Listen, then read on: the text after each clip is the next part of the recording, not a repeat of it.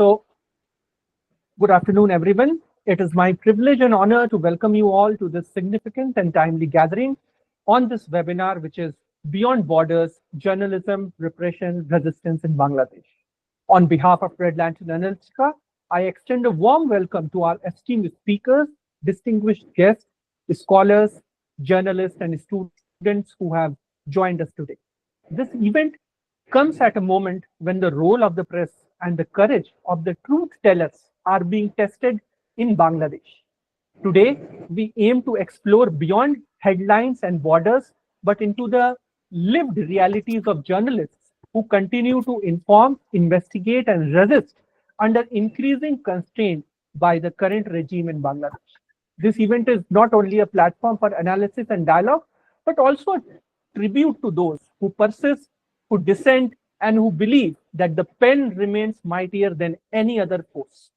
I welcome our speakers for this session, Dr. Nooran Nabi, Dr. Ayanjit Sain, and Mr. Syed Badruddin Ehsan. Before beginning the session and before inviting Dr. Nooran Nabi sir for his address, I'd like to introduce him to our participants.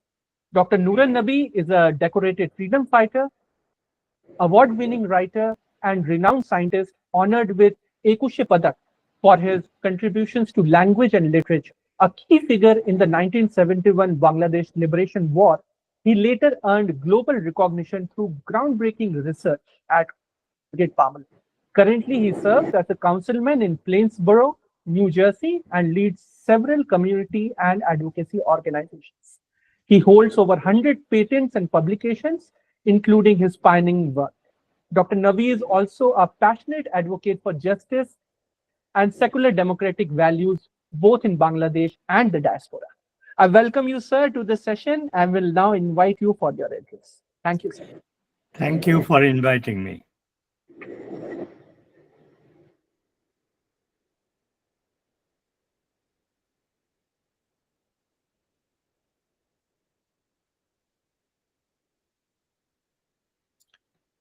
You have to unmute. We can't hear you. Nooran sir, you can now go ahead with your address. Yes, sir. now we can. I invite you for your address. Yeah, thank you, sir. Thank you.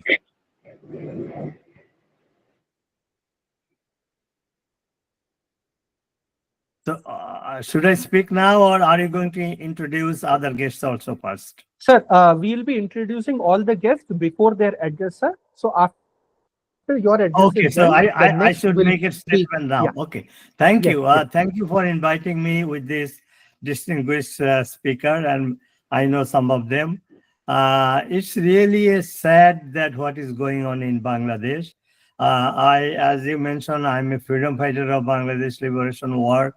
I never thought that I have to see such a situation in Bangladesh before during my lifetime. Bangladesh is occupied by the defeated force of 1971. We call them anti-liberation forces.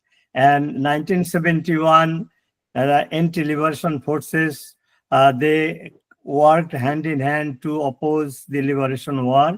And they are, I can clearly mention their name: United States of America, United Nations, European countries, Pakistan, and the local anti-liberation forces like Jamaat-e-Islam, Shibir, and other forces. So this time last year, they put a conspiracy and they put their strength hands in hands, and they defeated the elected, constitutionally elected government of Sheikh Hasina, who is was ruling the country for 16 years and made a lot of developments in terms of economic development, social development. There was tranquility, there was security of the people. But these conspirators, I mentioned the names, they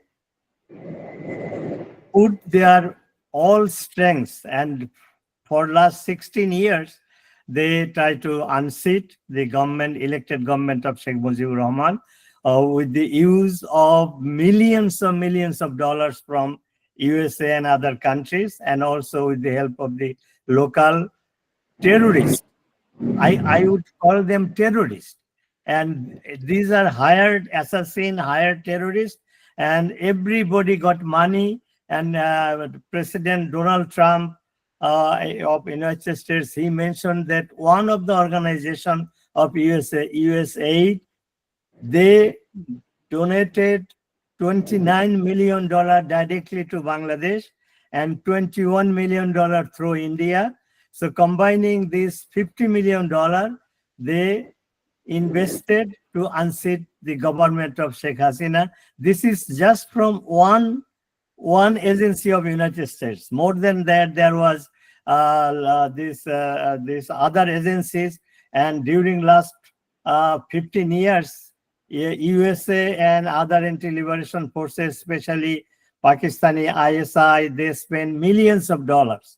So the event that happened last year in July, it was not a movement, it was not a revolution, it was simply a terrorist attack on the elected government, and they mislead with false narrative they have created last 15 years. With this false narrative, they misguided the people, and they of course, when a government is in power for 15 years, there are some legitimate the grievances of the people.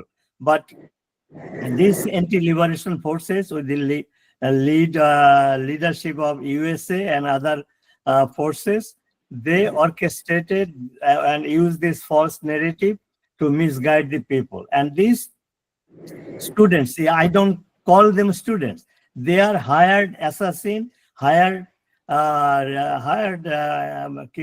religious fundamentalists, and they use this money to misguide the people. So what happened now? All the development Sheikh Hasina made during her last 15 years gone. There was no rule of law. There was economic development, what she had achieved, and Bangladesh used to call a role model. Everything is gone. People are starving because price of the commodity is so high they cannot even buy their minimum foods, rice and dal. So economic situation is beyond imagination, that how people are suffering. There is no law and order, and Yunus is a puppet of United States and these Western countries who oppose the liberation war. And Yunus, after gaining the power, he just focused his attention to one thing, to how to destroy Awami League, how to destroy democracy. And though he was portrayed as a ambassador of peace, in fact, through his 1 year activities, he has proved himself a prophet of violence. He's a corrupt person. After gaining power the first day, he was convicted as evading 660 crore of taxes. And so after gaining the power the first day, by his executive power, he erased that taxes. So it is a direct and a very, what should I say, the evidence that he's a corrupt person. Moreover, he have introduced the mob violence. He called it mob justice. In Bangladesh, even during last 50 years, 6 regime has changed, came and went, but there was no mob killing, mob justice introduced, though he is portrayed by Western countries that he's a peace ambassador of peace, but he proved himself he's a ambassador of violence. He introduced mob violence. Even as of yesterday, people are being killed just without any court system, any arrest. Just people will say, oh, he or she is a supporter of Sheikh Hasina. People started beating him and kill him like an animal. So there was no human rights at all. 3,200 police forces were killed. Member of police forces were killed, and more than 400 police precincts were looted, police officers were killed, their arms were looted.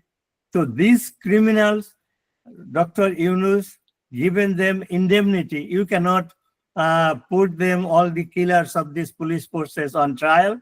He had put an ordinance giving indemnity to these killers. So this is a gross violation of human rights. So and also the rape, almost every day rape is being happened, not only on the street, but these criminals, they are invading the homes of the women, and they were raped by these criminals of followers of Dr. Yunus. And all these supporter, Yunus mentioned that they were his appointer, they put him in power. These gangs of, we call Tokai, that means street gang, before this 24th July, they have no money. They cannot buy even shoes. And now they have, by through what is called corruption, they became they earned millions of dollars. So not only Yunus himself, his followers are also corrupt. So Bangladesh is now, in one word we can describe, it's a hell. People are living in a hell. There is no rule of law. There is economic crisis.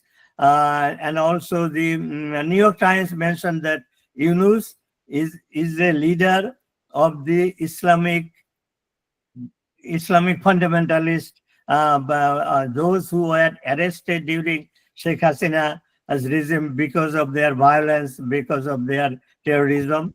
Yunus has released all these criminals, and they are now roaming in the Bangladesh street, and they are ruling the country. And though Yunus is in power, the political analyst says that the country is really being ruled by Jamaat Islam, who opposed the liberation war, whose leader were found war criminals. Some of them were they faced justice, and some of them were hanged to death. So this anti-liberation political party, Jamaat Islam, is behind Dr. Yunus' forces. Dr. Yunus right now, he conspired many ways to stay in power, but people of Bangladesh, they found that he has no love for the country.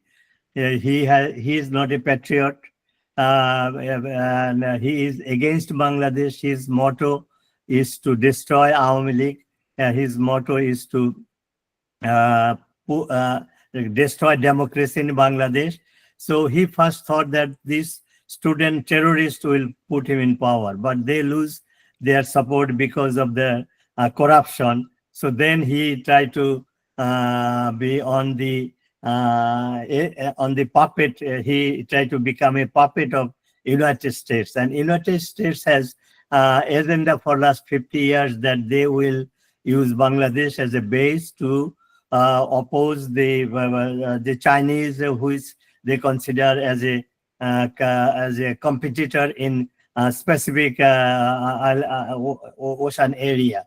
So they try to have some kind of footage in Bangladesh, like they want to made a base in Saint Martin Island. Then they want to control the Chittagong port, and they also want to establish a Christian state in Burma by dividing Burma into Rakhine state, as well as the other parts of the India. So they try to put a Christian state to counter the China. So Yunus took this opportunity. They thought that he is losing support from the people. They realized that he is not an patriot. He's anti-Bangladeshi person. He has no interest for the welfare of the people of Bangladesh. When he was losing, then he thought that if he tried to implement the agenda of United States, United States will support. He can stay power.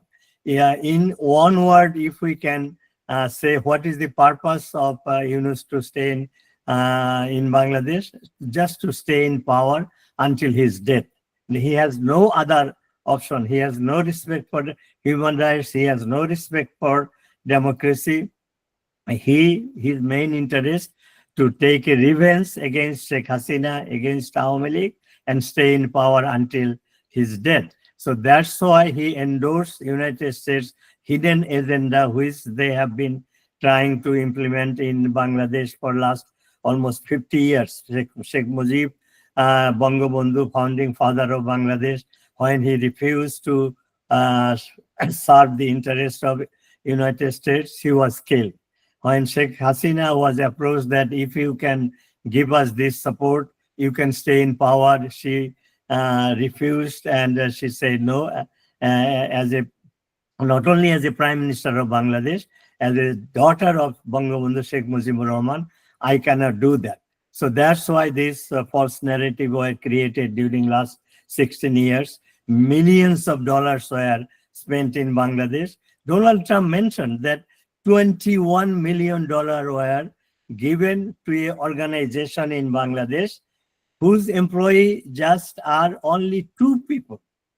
So a organization whose employees are only 2 was given millions of dollars to unseat Sheikh Hasina's government.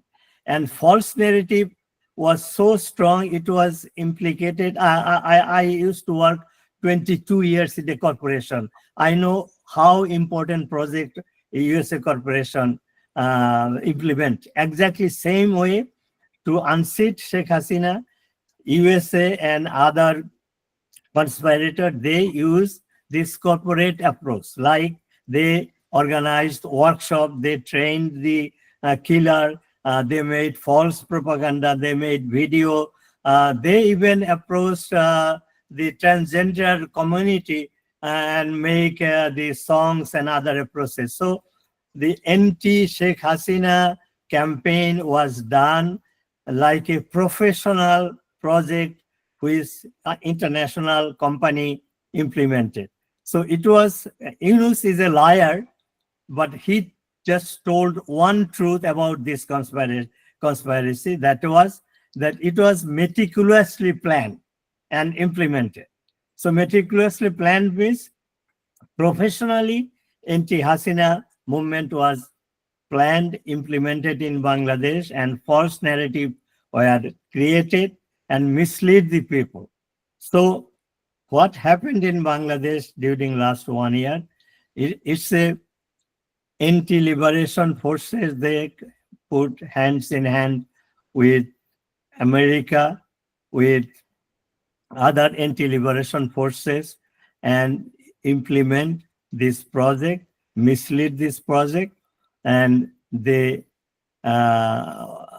just ousted a democratically elected government, and the situation they have created is beyond political movement. It's a conspiracy to destroy Bangladesh, destroy democracy, and establish a puppet government of United States as well as Pakistan.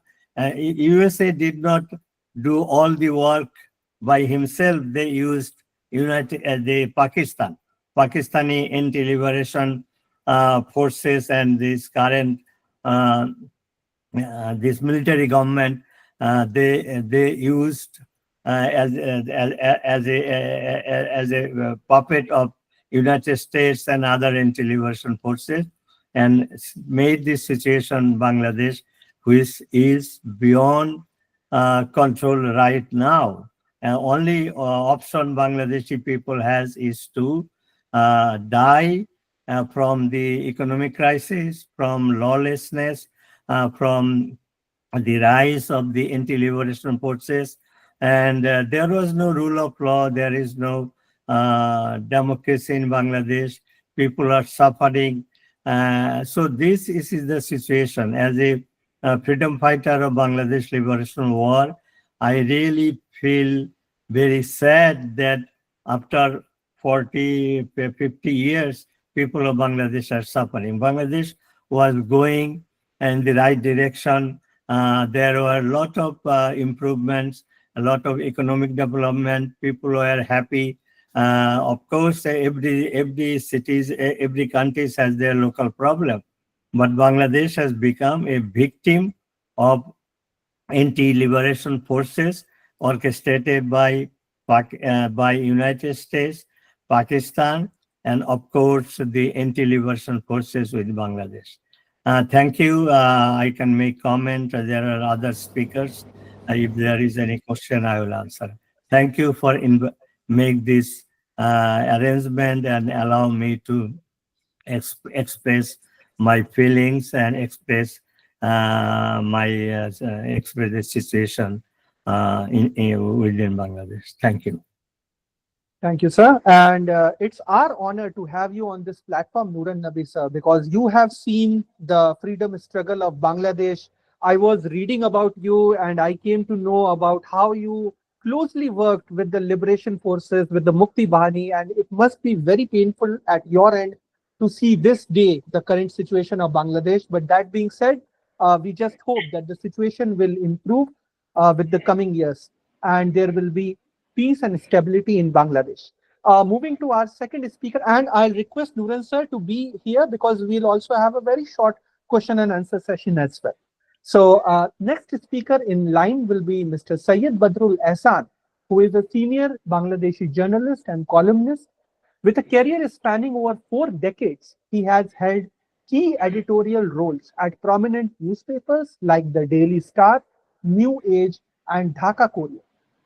He served as a Minister of Press at the Bangladeshi High Commission in London from 1997 to 2000 and frequently contributed to national and international outlets including Dhaka Tribune, Indian Express, and Open Magazine. He is also a published author and book reviewer for Asian affairs and has appeared on major platforms like the BBC and the Voice of America. I'll now invite Mr. Syed Badrul Ehsan sir for his address. Sir, over to you. Thank you. Thank you very much. And my thanks to Red Lantern Analytica for arranging this discussion, which is pretty necessary in these difficult times for Bangladesh. Now, let me begin by saying that as I speak today, as I have been speaking over the last few months, over the last 10 months or so, and so has Dr. Nur Nabi and others, we have felt that we have gone back to the dark days of 1971, when the country was struggling to liberate itself from Pakistani military and colonial rule. Now, we in Bangladesh today are in an existential crisis, in the sense that we are trying to find our feet again. We're trying to have the values that were ingrained during the liberation war, the values that we fought for, and through which people like Dr. Nur Nabi and so many tens of thousands of freedom fighters achieved liberation. Those values are under assault today. Now, there's this particular irony in the situation, as you might have noticed. The party which brought freedom to Bangladesh, which led Bangladesh's freedom struggle, the Awami League, led by the father of the nation, Bangabandhu Sheikh Mujibur Rahman, has been proscribed in Bangladesh. Of course, the Yunus regime will tell you the party has not been banned, its activities have been suspended. Now, what does that mean? If you suspend a party's activities, and that suspension was also carried out through mob violence. A mob gathered before the office of the chief advisor, demanding that the Awami League be banned. So in Bangladesh, over the last 11 months, everything that has been happening in the country has been because of mob pressure. We have had mobs forcing the resignations of the members of the higher judiciary, the High Court, the judges of the High Court, judges of the Supreme Court, and their replacement by people whom the mobs have preferred. Then in other areas also, in the arts and sciences, in drama, mobs have worked. So we in Bangladesh now have a situation where mobs rule, where gangs. I mean, we are reminded of countries like Haiti, where you have gangs ruling the streets, ruling the country. So the sense of irony is there. The Awami League has been proscribed, has been banned. On the other hand, a party which violently opposed the liberation of the country, the Jamaat Islami, it openly sided with Pakistan, with the Pakistani military regime, and in fact have formed those goon squads called the Al Badr and Al Shams, which assisted the Pakistan Occupation Army in killing Bengalis and freedom fighters in 1971. That party has been given back its registration. Now, that is the irony. So what we have in Bangladesh today is a situation, as I said, we have gone back to 1971. But then again, look, another irony in the country. The other day, in fact, the day before yesterday, the chief advisor had a meeting where the whole idea of writing a fresh history of the 1971 war, the Liberation War, was discussed. And the suggestions made at the meeting pertain to the idea that the real history, and a quote and unquote real history of the War of Liberation should be written. Now that is again an irony. Here we have the chief advisor and his government and people associated with him. They are talking about compiling the real history of the country. On the other hand, people who support this government and who are patronized by this government, they have been going around destroying every conceivable sign of the Liberation War. The home cum museum of Bangabandhu Sheikh Mujibur Rahman has been demolished. I mean, that is something which not even the Pakistani army in the 1960s and the 1970s could conceive of, and not even the renegade soldiers of the Bangladesh army who assassinated him could think of. Nobody touched that house, but these people have demolished the house. They have demolished the house. They have demolished all other symbols of the liberation wall, the murals, the structure that was built in Mujibnagar in Meherpur to commemorate the War of Liberation, the formation of Bangladesh's first government under acting President Syed Nazrul Islam and Prime Minister Tajuddin Ahmad. That has been demolished. Only yesterday, another structure related or structure in honor of the War of Liberation in Jamalpur, that was also destroyed yesterday. So these things are happening. And as your subject, the subject discussion for today also relates to the issue of press freedom in the country. Now, we, a number of citizens, 88 citizens, overseas citizens, including myself, we have signed a petition drawing attention to the repression that the press is under. Now, the press, if you approach the government of Bangladesh today, the interim government today, they will tell you that the press is free. Well, the press is not free. That is not the truth, because the mobs are there. In fact, the other day, one of the student supporters, a leading student supporter, he also threatened the press. He issued a threat to the press, and that has infuriated some journalists in Bangladesh. Why should these threats be there? Then again, mobs have organized rallies before such prominent newspaper offices as the Daily Star and the Prothom Alo, asking that these people, accusing these newspapers of a pro-Awami League bias, in some cases of a pro-India bias. So we are engaged in a struggle to free the country again, and the country needs to come back to us. We need to get back the country. But then the question is, what do we do about it? How do we go about doing it? In 1971, when Bangabandhu Sheikh Mujibur Rahman was arrested by the Pakistan army and flown to erstwhile West Pakistan to face trial, there was a second tier of leadership in the Awami League, Tajuddin Ahmed, Syed Nazrul Islam, and others, who went to Calcutta, who formed the provisional government, which we know as the Mujibnagar government, who obtained the cooperation of the Indian government of Prime Minister Indira Gandhi. They organized the Liberation War, they organized the Mukti Bahini, and they led the country to freedom. Then in the post-August 15, 1975 period, when Bangabandhu and most of his family members were assassinated. And 3 months later, barely 3 months later, the four leaders of the Mujibnagar government, Sayyid Nazrul Islam, Tajuddin Ahmed, A.H.M. Kamruzaman, and M. Mansoor Ali, they were murdered in the putative security of Dhaka Central Jail. So those tragedies took place in 1975.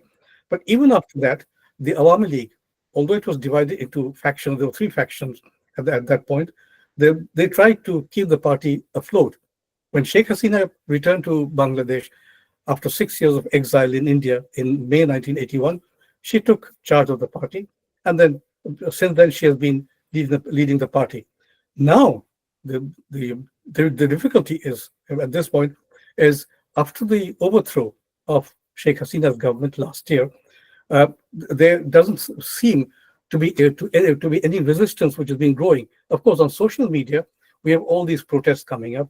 We have all these statements coming up, but there's no organized leadership to take over the struggle, because many of these senior leaders of the party who are part of Sheikh Hasina's cabinet, who are part of the central structure of the Awami League, they have either gone abroad, they're in India, in the UK, in the USA, and many of them, most of them, in fact, most former ministers and MPs are in prison. So, and nothing is being done to make sure that a process of trial is instituted for those detained. Now, the main thing is we do not have any. We suffer from a lack of leadership at present. Now, who will lead the country? So, of course, if you go by other accounts on social media, you will see that since the ban imposed on the Awami League's popularity has gone up. Even people who have been viscerally anti-Awami League over the last so many years, they have come round to the conclusion that if an election were held today, the Awami League would gain so many seats that it will beat all the other it will leave all the other political parties far behind. Now, to come back to the media is under stress. We have a whole lot of newspapers and channels, in television channels and radio channels in Bangladesh, but they have been taken over by new administrations. Taken over, they've been seized, they've been commandeered. They are the people, the original people. They've been thrown out of their positions. I get messages from Dhaka from journalists whose bank accounts have been frozen, against whom investigations are going on. So they have no jobs, they have no money, and they are suffering. And most of them are in hiding. Those who are not in hiding, they are in jail. So we have this situation in Bangladesh. It's a very precarious situation, and again, you'll see the government, the government and the other opposition parties, the Bangladesh Nationalist Party and others. They talk of elections, but the point is, see, the point is not one of elections now. The point is one of saving the country. If it were a matter of elections after Sheikh Hasina's fall, if it were a matter of elections, that would be a different situation altogether. We could have talked on a different subject today. But what has been happening is a hollowing out of Bangladesh's history. Only we have the name, the People's Republic of Bangladesh, which is still there. But if you look at everything everywhere else, every other point, everything is going and everything is gone. So, surprisingly, the government that is in office, that does not do anything. See, that is on. That stands by and watches all these demolitions being carried out. Bangabandhu's house was demolished. The government did nothing, and it did nothing, in fact, anywhere. And the graves of Muslim saints, they have been desecrated. So that is against religion. But then the people who have been desecrating these graves, they follow Wahhabi Islam, which comes from Saudi Arabia.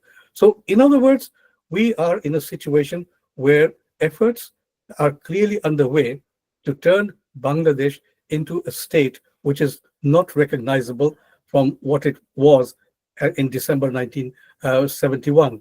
The anti-liberation forces have taken over, anti-secular forces have taken over, but then we need to get back the country, and that is the question. How do we answer that? How do we get back the country? That is a question with demand answers at this point. Thank you.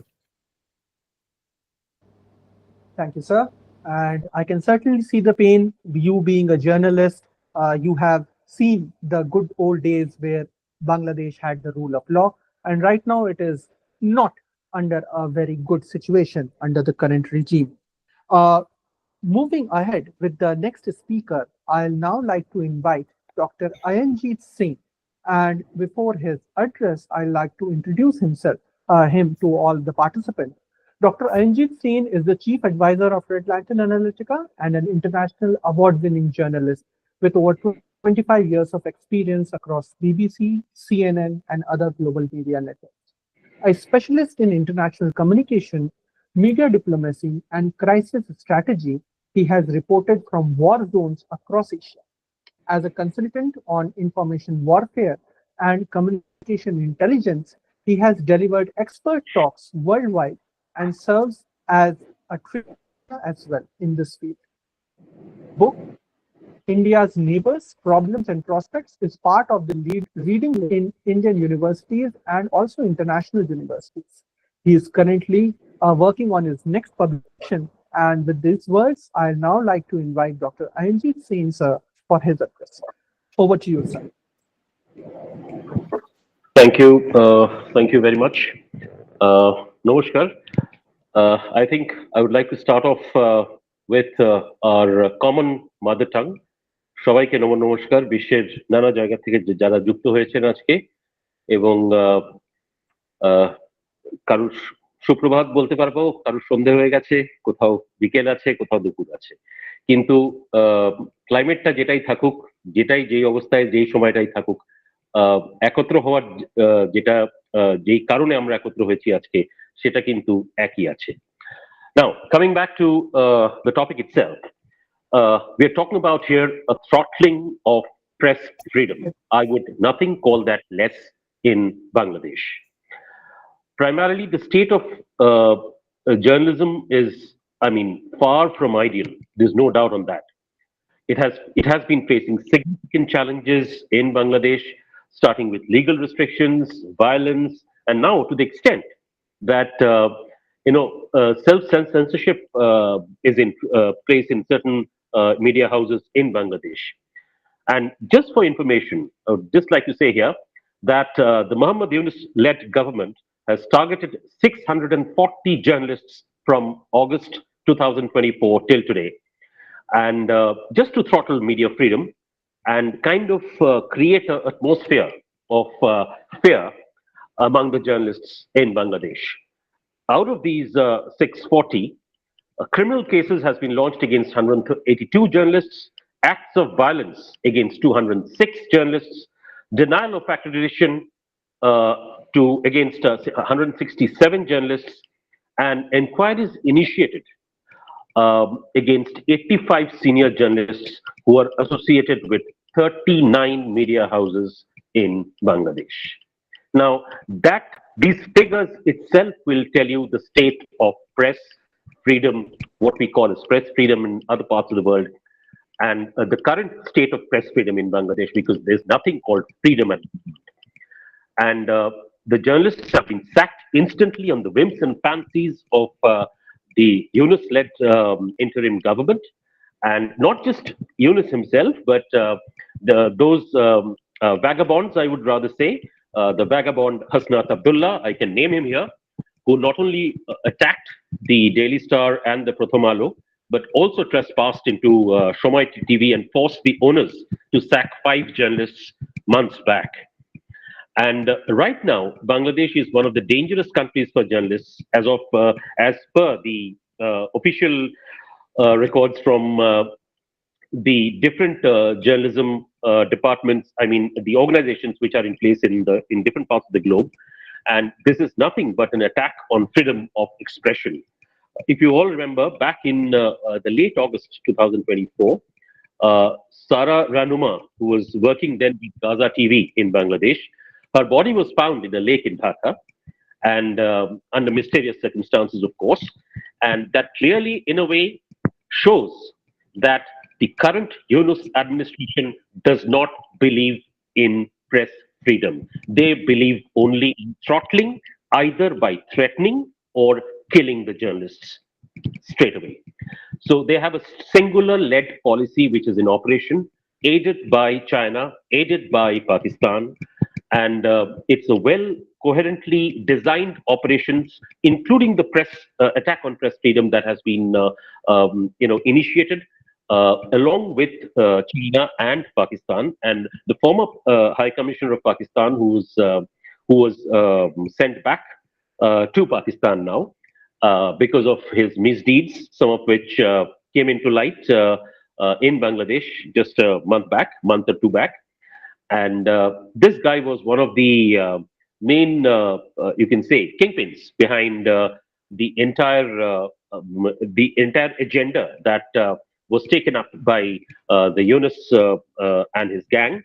And therefore, from that perspective, I would say that come what may, the situation in Bangladesh is not just a worry for Bangladeshis within the country, not just a worry for Bangladeshis settled abroad, but also for all its South Asian neighbors, because you can set China apart, and you can set Pakistan apart, but it can definitely be one of the intriguing factors that will come into play in the future, depending on what happens as far as the power struggle continues in Bangladesh.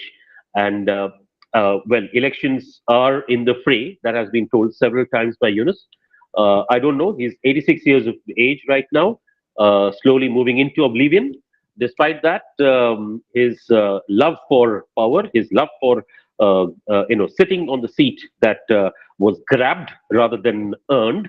And from that perspective, I would like to say that it's an administration which is a non. It's not just an unelected administration, but it's a forced administration. I would say it's a forced rule that is going on in Bangladesh currently, and it will be just a matter of time before many things will happen all of a sudden within the Yunus administration. Mark my words, within the Yunus administration, within a few months, that will unsettle all those people who dethroned, rather, I would say, dethroned democracy in Bangladesh.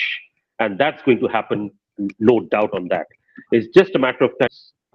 So, from that perspective, I would overall like to say, the coming back to the media domain as we are talking about, it's the Bangladesh Financial Intelligence Unit. There is something called the Bangladesh Financial Intelligence Unit, the anti-terror and the anti-money laundering unit of Bangladesh, which has been in operation, and they have been misused currently to nail many journalists working who are working in different parts of Bangladesh, in different newspapers, different news channels, to the extent that somebody, 5 journalists, in fact, I would not say the names, but one journalist I can definitely say who was sacked just for asking one question to the cultural, so-called the self-styled, a cultural advisor, and that simply for that one question, that person's job was he was sacked from his job. He was rather asked by the government, the so-called interim administration, illegal interim administration, I must say, who went ahead and said that this journalist should be fired from his job immediately. Otherwise, we will take action against the media house. So unfortunately, that journalist lost the job, and there are several such instances. There are several instances of people who are beaten up, killed even in semi-rural areas and rural areas which never see the sunlight because media has been barred from reporting. My sources within Bangladesh clearly state that there are tons and tons and tons of such incidents which have taken place within the country in Bangladesh, which have never seen the sunlight. And if at all the government finally changes, and and we get to know of what really happened within these 9 months, you will get to see the amount of the way. It's not just the amount, but the way ways taken and the kind of atrocities which were inflicted upon innocent civilians. I'm not talking about party activists here. but about innocent on innocent civilians, those kind of actions were taken, which the media was in Bangladesh was barred from reporting, barred from publishing, barred from showing on television or anywhere in the digital media. So this is the kind of current state of Bangladesh as it is, because I'm getting daily reports from the country, and through that I can clearly say one thing, that Daily Star and Pratham Alo, remember these two organizations at a time was thought to be, in a way, a middle, following the middle path, but even they were not spared. So, that was done when the student, so-called the students. I agree with Nurul sir that I can't call them students. Also, they were nothing but pure thugs, and those thugs, which have also formed a political party of their own, they think they will form the government next time. But just to remind them that the way Bangladesh attained independence back in 1971, it will re-attain it in a different way in just, I won't say the time, of course, but within a short span of time, definitely. And those guys who are right now ruling Bangladesh in different forms are nothing but Pakistani stooges, Chinese stooges who are running the administration. Because remember one thing, Yunus is not taking the calls. The calls are being taken by a third country, which is Pakistan. And of course, aided by China, because China is mostly aiding them primarily because of the business factors. And there are about more than 80 Chinese companies which have set up their bases in Bangladesh in the last 2 months. I'm talking about last 8 weeks. And these guys, the way China is entailing Bangladesh is more on the finance sector, and Pakistan is, of course, helping them with all arms ammunition and all other kinds of help that they can render in order to, unsettle not just Bangladesh, because at the end of the day, it's the people of Bangladesh who will suffer the most. And I really feel sorry for them. But I also, at the same time, I hope that there will be the second independence, so to say. We will see the 1971 coming back into action and in real force. And when it comes back, it should not. My only, suggestion to the people who will overturn the current Yunus administration and the so-called Bangladesh anti-nationals, that they should not give them any space to stay within Bangladesh. Thank you very much for inviting me over, and it was great listening to all the panelists today, and thank you all for hearing me. Amar Namaskar. Thank you, Anjit Singh, sir. And I'll now be honored to welcome Veena Sikri ma'am to this session. Since she is traveling, so she will be joining us through our audio call only. And before that, I'll introduce Veena ma'am to all our speakers. So Ambassador Veena Sikri is a distinguished former Indian diplomat with 37 years of service, including as High Commissioner to Bangladesh and Malaysia and Consul General in Hong Kong. She has represented India at the United Nations Security Council and various multilateral forums during her posting at India's permanent mission to the UN in New York. Post-retirement, she transitioned into academia and is serving as a professor at Jamia Millia Islamia and senior research fellow at ISEAS, Singapore. I welcome ma'am to this session, and since she is on an audio call, her audio will be patched through my connection only. So, ma'am, you are on loudspeaker and people can hear you, ma'am. Well, yes, good afternoon. Thank you very much for inviting me. And I would like to congratulate Red Lantern Analytica and Mr. Siddharth Ghosh for organizing this excellent such discussion and a very important and timely discussion. I would like to make just 2 or 3 points. The first point is that right from 5th of August 2024, the story being given out to the rest of the world was that this was a students' uprising in Bangladesh, and that it's the students who unanimously and collectively got together and erased this. Well, I think that's the first lie that has to be debunked, because every evidence after that shows this was not a students' uprising at all. The students' name was being used as a well-planned attack, a series of attacks going back several years, prepared by Jamaat-e-Islami to grab power in Bangladesh. And they did not want their name to come in front, so they placed President Mohammed Yunus as the chief advisor, but he has just been acting as the mouthpiece of the Jamaat-e-Islami, and every status of policy or decision making that the Jamaat-e-Islami wanted, that is being implemented in Bangladesh for the last close to 11 months, going on for 12 months now.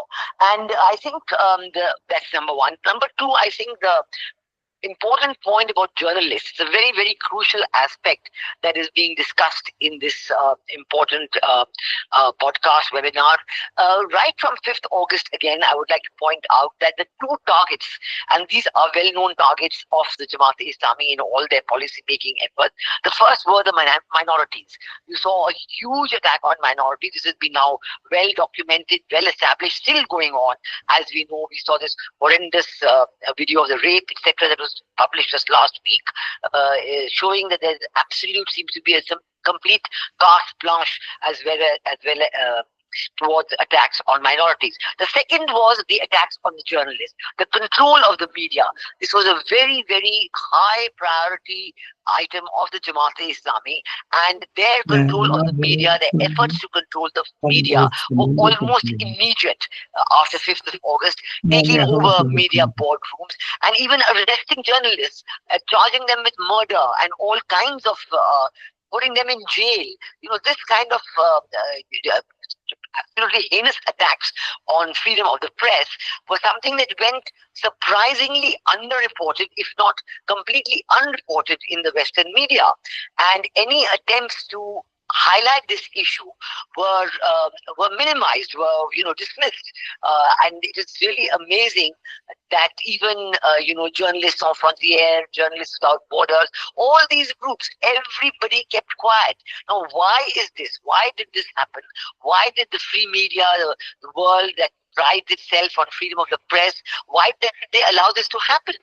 How come that we have seen a situation where for close to a year, the journalists have been under massive attack in Bangladesh?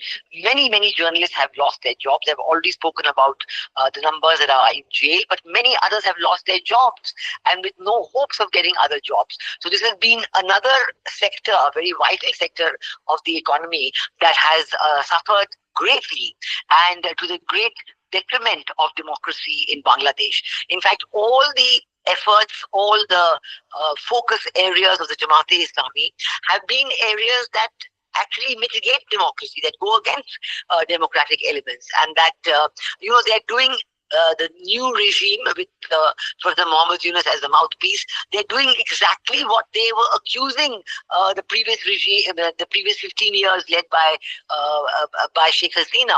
They're doing exactly the same things themselves. They talked about lack of freedom of media. The first thing they're doing is control the media. They talked about control of the economy. Exactly what they're doing is they've ruined the Bangladesh economy. And this is another important aspect to look at, because with the ruination of the Bangladesh economy, investment is not coming in, inflation is very high, factories have closed down. This has made life in Bangladesh very difficult. And I hope that all these issues will be in the public attention, will be brought to the public attention through seminars like yours. I hope that I have been able to bring out a few points in this brief intervention. If there are any immediate queries, I would be happy to answer them. Thank you, ma'am. And the people can hear you. Of course, you are not in the meeting right now, so the people cannot reach out to you. That being said, if there are any questions, I'll forward to you personally, ma'am. And thank you so much for sparing a few minutes of yours for this session. And I really look forward to inviting you in one of our sessions which will be held in the future. Thank you so much, Veena, ma'am, for joining us. Thank you. Thank you. Bye. Thank you. So that was Veena Sikri, ma'am. And with this, we now approach to the end of the session. But before we end this session, I will now like to invite one important person who has been joining us as a participant, and he is Tofail Ahmed, who is a policy expert and former student leader of the Awami League. Tofile sir, if you can hear me, you can unmute yourself and address to these participants for a couple of minutes. Thank you. Thank you very much. Thank you, RLA, for arranging this kind of webinar. Here among us is a brave freedom fighter. I pay my humble respect to him. I'm Tufail Ahmed. I would like to begin my speech by posing a question to the whole world. My question is, under which law and which constitution has the current interim government been formed in Bangladesh? The interim government formed under the leadership of Muhammad Yunus is completely illegal, unconstitutional, and undemocratic. On 30 September 2024, an American newspaper, Grey Zone, published an article titled "Leaked Files Expose Cover US Government Plot to Destabilize Bangladesh's Politics." They claim that some of the leaked documents reveal that America has trained a large group of activists in Bangladesh to bring down Sheikh Hasina's government. According to the newspaper, an army group of activists has been formed in Bangladesh to success the conspiratorial mass movement of July and August. And this whole thing is coordinated by the International Republic Institution, IRI, an organization which is funded by the American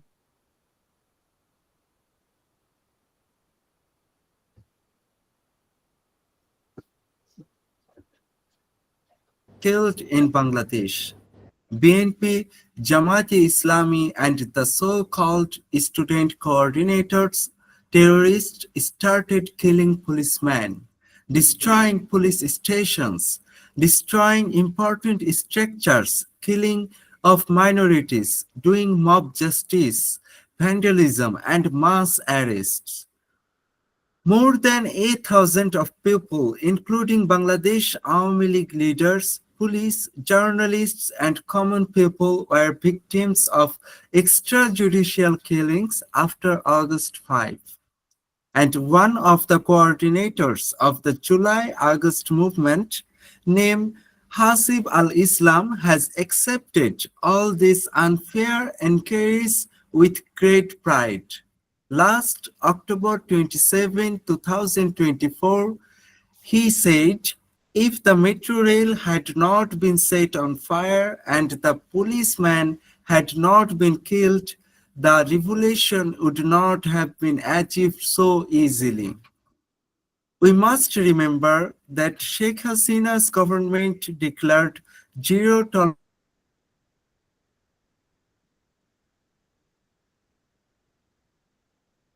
order prevailed in Bangladesh. But since the cursed August 5, Bangladesh has been under the control of militants.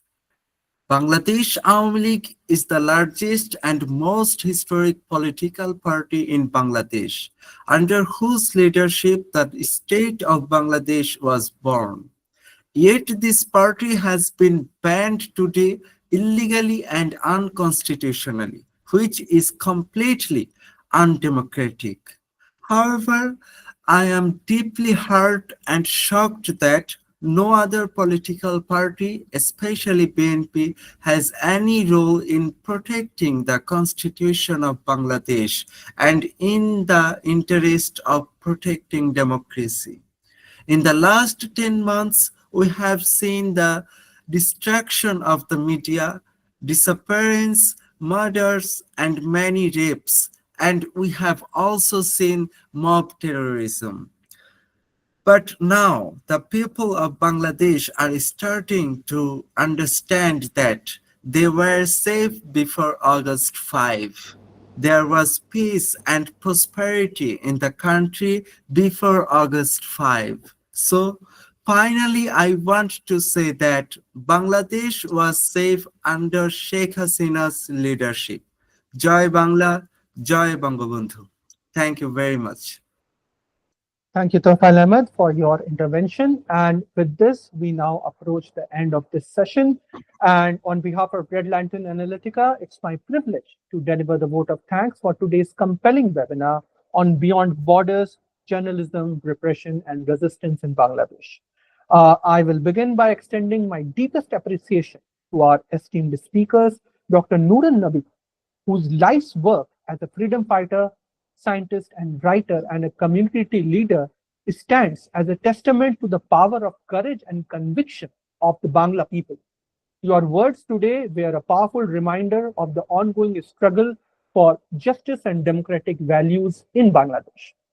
Ambassador Veena Sikri, ma'am, also joined us briefly, and we are truly honored by her audio presence and her decades of diplomatic service, especially in the role of strengthening India-Bangladesh relations and advancing regional cooperation, added a rich geographical lens to this discussion. Mr. Syed Badruddin Ehsan also joined us as a speaker, and we thank him for his honest and nuanced perspective as one of the Bangladesh's most respected journalists. His voice carries the weight of history and the urgency of the presence. A special thanks to Dr. Ayanjeet Sen, who expertly put out his vision of Bangladesh and his long-standing experience in international media and conflict reporting brought sharp focus to the webinar of today. To our audience, I thank them for joining us, and your presence and engagement means a lot to us. These are not just conversations, but we hope that these are catalysts for the change. With these words and with the permission of our respected speakers, we can now bring this session to a close. Nooran sir, you are muted right now. If you can unmute yourself. All I can say, Joy Bangla. Joy Bangla. Jai Bangla to all. Joy Jai Bangla. Bangla, Jai Bangabandhu. Jai Bangla.